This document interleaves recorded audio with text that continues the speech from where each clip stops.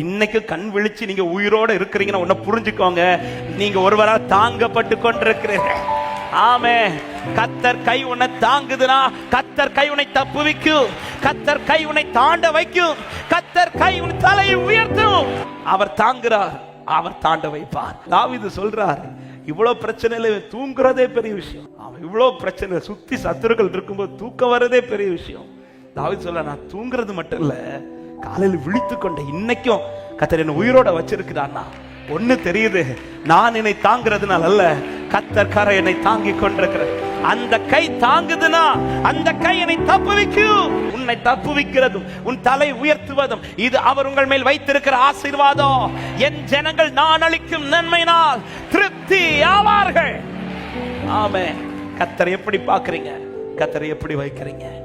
எவ்வளவு அலை மோதினாலும் கத்தரை பெரிதாய் பாருங்கள். சிங்கத்துக்கு முன்பாக உண்டாகும், கோலியாத்துக்கு முன்பாக இன்னுண்டாகும். இல்ல இல்ல, இந்த காரியத்துக்கு தான் கத்தர், எல்லா காரியத்துக்குமே கர்த்தர்.